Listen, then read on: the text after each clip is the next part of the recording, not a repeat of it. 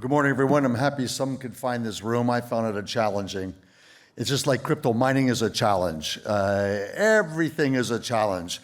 So now I'm going to challenge all of you to put on your seatbelts because I'm going to go through 60 slides, and there's going to be about 15 seconds of slides, so you have to pay attention because at the very end there's an exam. You ready? Yep. All the disclosures. This is the most important one to recognize what risk is. Risk is volatility. And the DNA of volatility. Every asset class has its own unique DNA of volatility. Gold used to be more volatile than the S&P 500, but ever since COVID, it's now gold is less volatile than the stock market. And it's recognized here, as you can see, HIVE it's a non-event for 70% of the time. The HIVE can go up 7% or it can fall 7%. It moves in the direction of Bitcoin. I'm going to walk you through the math, the quant approach, because mining is all about math. And for any investor that wants to look at the crypto ecosystem, this is basically the DNA of the volatility. And so what we have found is that there's many technical traders, and this is a classic example of showing you overbought to oversold, RSI. Every technical analyst follows it. But you can see this pattern here that you do get these extreme 2 standard deviation moves, and that's a time when it's overbought to sell, and then we get to turn around, we can get these big sell-offs, and they're quick and they're furious. And HIVE moves just with it. It's a pattern, you can overlap them, and they're very similar to each other. But what HIVE does, and the other crypto mining companies also provide, is direction, and they give you leverage. And HIVE in particular doesn't leverage its balance sheet to give you the leverage, so some of the miners have. So we still, even without that, they all trade as a basket. And what does the crypto mining industry have to do with all of this? We have to deal with FUD. New York Times publishes just nothing but lots of false and uncertainty and doubting statements about the crypto mining industry. It's something that the industry just has to deal with. They have to be able to manage it. There clearly is a war going on against this industry. We feel it. We feel it not just with the regulatory regime here, but everywhere in the world is looking for taxes. The Ukraine-Russian phenomena that took place shows up in the energy, and we can see volatility in energy prices in Sweden. We've seen them much more stable in Iceland. They've been volatile in New Brunswick. And how do you manage that? So the industry has to really have great software to manage this. And as we go through this process to understand it, Bitcoin is so tiny in when you take a look at the CO2. And the FUD article, this relates to explain to you that there's just so much BS that's out there that we have to overcome, and we have to be educators, that we really consume very little energy when you compare it to the rest of the world. And what we're dealing with when we deal with Bitcoin is a decentralized asset. And the big debate between what's centralized and what's decentralized. Well, the same thing happens with media. So most of the media is centralized. And you can see how the narrative is breaking down because of all these social media platforms that's decentralized. Bitcoin represents less than 1% of the 266 trillion global financial assets. But it's amazing that there's no CEO, there's no marketing budget, but here you have something that's worth $500 billion. And during the last bear cycle, it was $50 billion. So we're still up tenfold. Now we're off over $1 trillion in the past year, but I just think it's really quite remarkable that there is no marketing budget. It's something that has 46,000 nodes around the world, and of which there's 16,000 very active, decentralized, validating the platform. And this is now attracting the NFTs, the ordinals are here. So I think when we take a look at how small it is as an asset class relative to the other asset classes, but how big it is in the decentralized media platforms is what makes this system work. So decentralized media, it's Facebook, it's YouTube, it's Instagram, it's Reddit, it's Twitter. The value of Bitcoin has once again exceeded that of Visa and MasterCard. Once again, I repeat, no CEO, no marketing budget, and here it is bigger. First Republic, it loses $200 billion for investors, $200 billion. And then the U.S. commercial banks' unrealized gains and a mismatch of their portfolio is $700 billion. Even with all the negative news against this industry year to date, Bitcoin rallies substantially, and companies like Hive leverage itself by being like the gold mining stocks are to the price of gold. It's 2-to-1 leverage without having to have financial leverage. So the centralization of banks, we're seeing when I first moved to Texas 34 years ago, there was something like 14,000 banks. There's now 4,000. And that will continue to shrink as it becomes to look more and more like Canada, where there's only 5 banks that dominate 90% of all banking. And so what we're seeing, this move to decentralize assets, the crypto ownership amongst U.S. investors actually starts to rise, which is totally contrarian to what centralized media and what the market participants expect. And here we have be your own bank. Now, people do this with their own money. They go out and they immediately go in front of Silicon Valley Bank and they're handing out water to people, lining up. It's really incredible to see how people pull together for this industry. And then the meme world. The meme world, the difference between this and the normal stock market is that someone buys Hive or they buy Bitcoin, they immediately want to create a meme and publish it. There's no art department. There's no big expense. They all do it because they're passionate about the industry. And Bored Apes. This year, every year I go to Harvard and spend a week at Harvard with 150 other CEOs from 80 countries. This year was all about the great digital transformation, and the last case study was about the Bored Ape Yacht Club. Now, anyone in this room that was fortunate enough to get one of those apes, there was 10,000 at $200. That investment over a year grew to $600,000 because of all the add-ons that came with it. And so we're witnessing something that's so important, is that you have this sort of digital yacht club. Now we have the Bitcoin ordinals, which is a breath of fresh air for the Bitcoin mining industry, and we can see it for ourselves in our daily revenue. All of a sudden, as the ordinals take off, our daily revenue takes off, and then it cools down, and we move with that market. So Hive is able to participate with the growth as the Bitcoin platform grows. Transactions on the Bitcoin network spike. Transaction fees, a percentage of block rewards versus Bitcoin block size, as you can see, spike. And as a crypto miner, we're thrilled that we're able to participate, but we still have to deal with this challenge called Choke 2.0, choke point. There was a choke point 1.0, and in fact, we experienced this in Canada, where the Hive was the first crypto mining company to go public. Immediately, other companies came behind it in Canada, and a year later, the accounting board basically forced all the accounting auditors to turn around. They weren't allowed to audit. You had all the major audit firms are not allowed to audit anyone in the crypto space in 2018, and so everyone had to go find new auditors in Canada.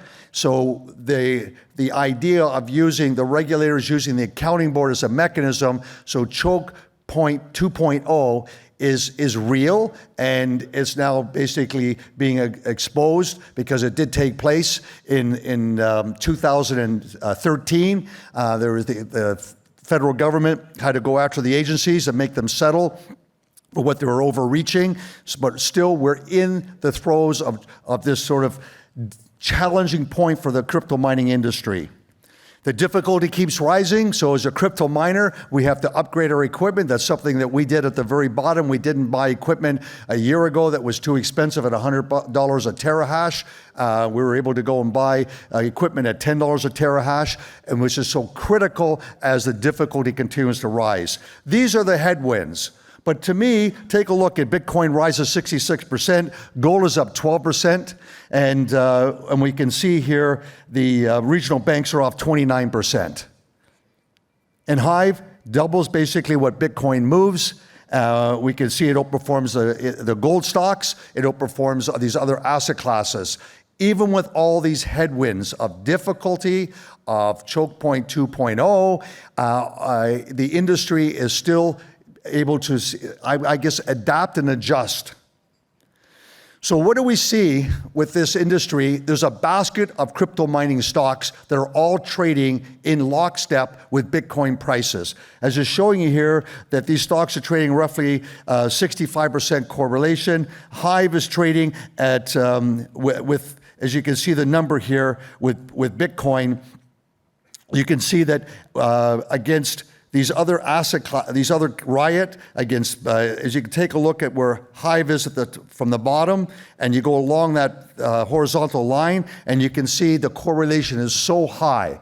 So we do see over a week or a month that someone has a financial problem in the crypto mining industry, then there starts to be a spread that they make lower lows or they make lower highs. They don't actually fall directly, but by the hour they trade. And I'm told that Citadel has a basket of these stocks that are moving with Bitcoin. This is another visual to show you. They all have very similar patterns. The cumulative Bitcoin holdings of publicly listed miners, Hive is number 4. I think the other company is Hut 8, is basically, we never went in the open market to buy our Bitcoin, whereas Marathon and Riot have gone in the open market to increase their position. We've been fortunate. We do believe the drivers are grow your exahash and at the same time be able to hold as much Bitcoin as possible. Hive is the lowest G&A per Bitcoin mined. We're very proud of that. That gives us the highest returns on invested capital, and you can see the numbers here. Bitcoin mined per exahash, we're ranked as the best by independent analysts that are out there, like Anthony Power.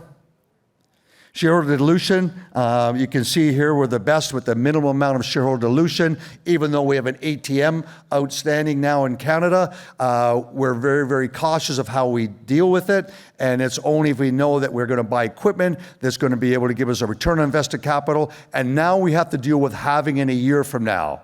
And so if some of these announcements that we're seeing that there's no way that equipment, that cost, and the return on that is going to take 550 days and is excluding the halving. So we think the halving is a very significant part when you're making a decision in a crypto mining company. Hive is beating the Bitcoin and Canadian mining peers. So what are the macro forces? I want to quickly go over with them. 3 arrows, Celsius, Core Scientific. We have this sort of contagion that takes place within the industry. And we have Sam Bankman, who fried the crypto industry. It's remarkable that he gave $100 million to predominantly one political party. It's tragic for the overall industry. The FTX contagion, $152 billion lost in just 3 days. But it's amazing to see how resilient that this provided Hive with an opportunity to upgrade our machines at the very low. So FTX customers face a long road to try to get their money back. The conference last month with Consensus was about half of what it was last year. This conference is going to be a lot less than last year. This is all part of the contagion.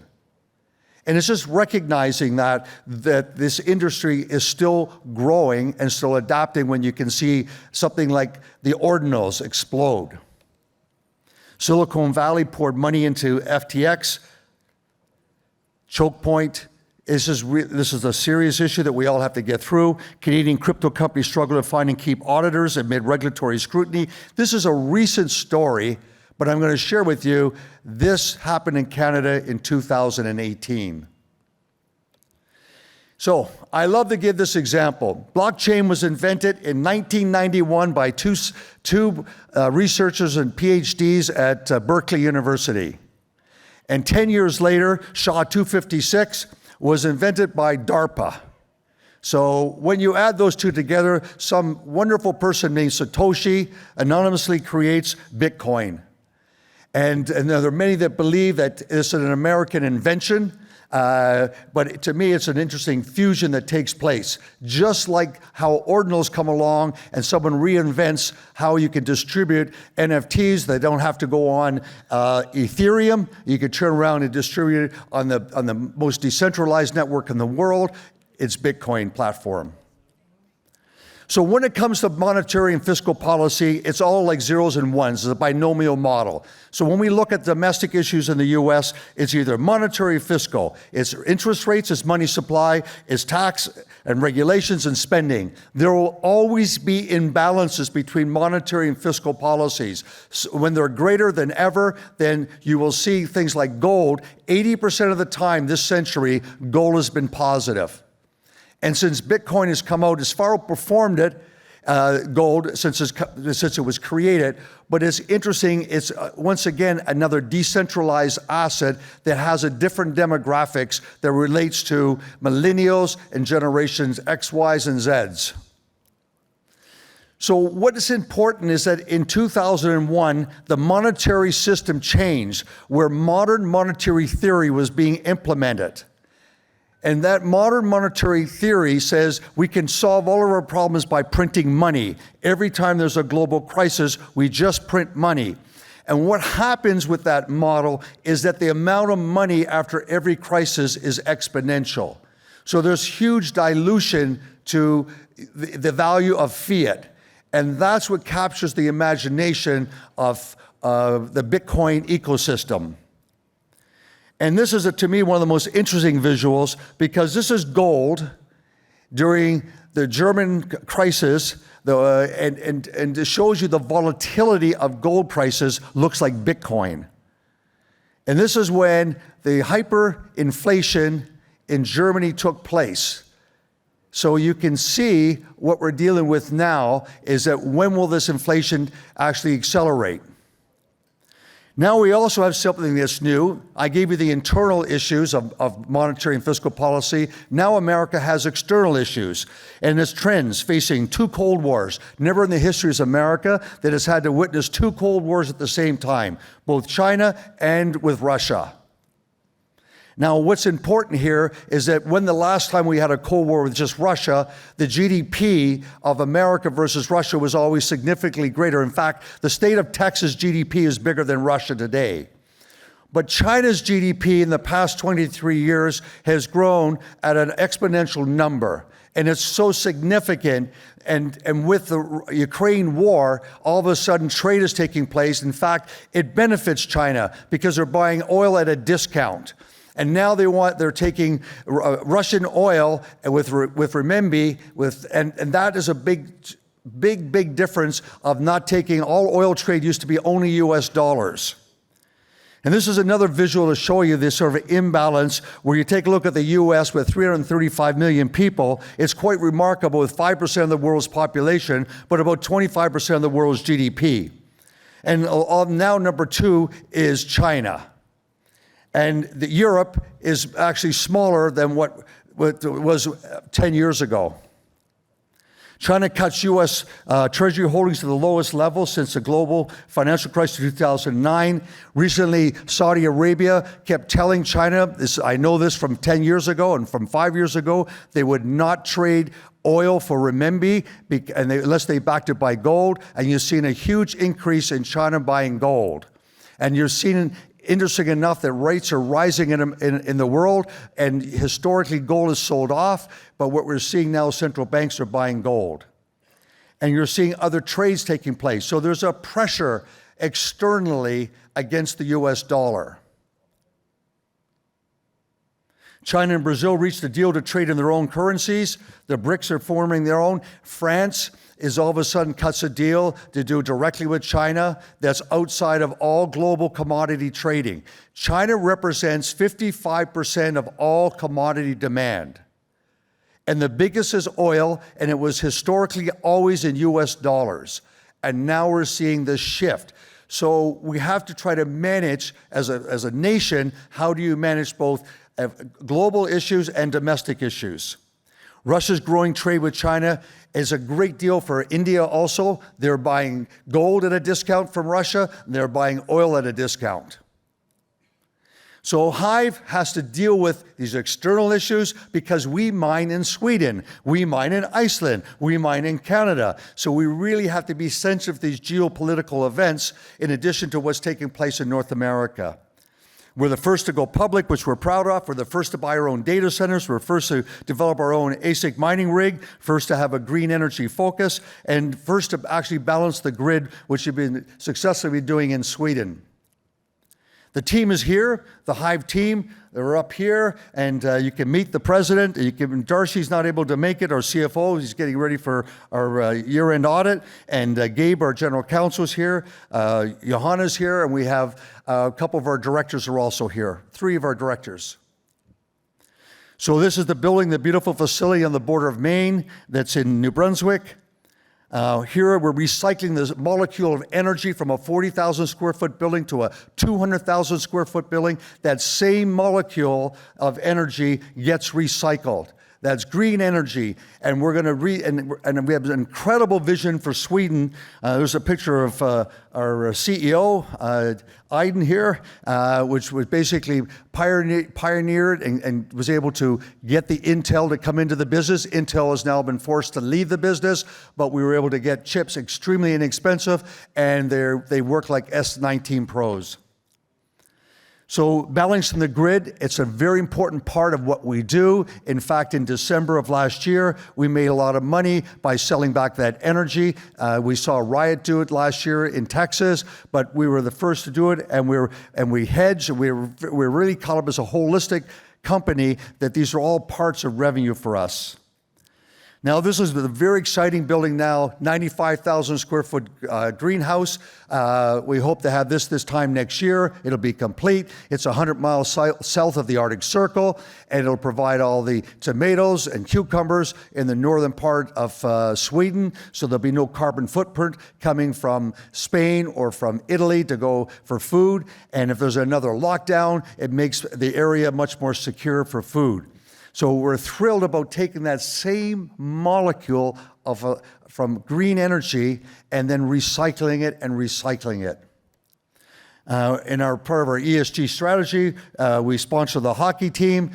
We have 12 teams for kids. Hockey is the #1 sport. It's like football in Texas, Friday night football. Integrating the future, we've started our HPC. It's profitable. It's not a big number for us to get all excited about, but it is wonderful to see that it's growing for us in a very healthy way. We publish a lot of content.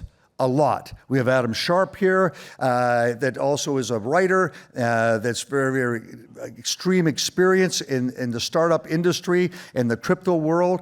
So we provide a lot of content, such as when central banks, the Bank of International Settlements, was so anti-crypto, now all of a sudden they're looking at Bitcoin to be part of the balance sheet like gold is for central banks. There's a white paper that's been circulated. We summarize that for investors. So please follow us on social media. And I thank you for listening to 60 slides in 14 minutes. Thank you. Thank you, Miami, for the last 3 years in this amazing city. The whole world shut down, but Miami welcomed us with open arms. We want to show Bitcoin to the whole world. We are taking the conference on the road to set the stage for Bitcoin in a new city.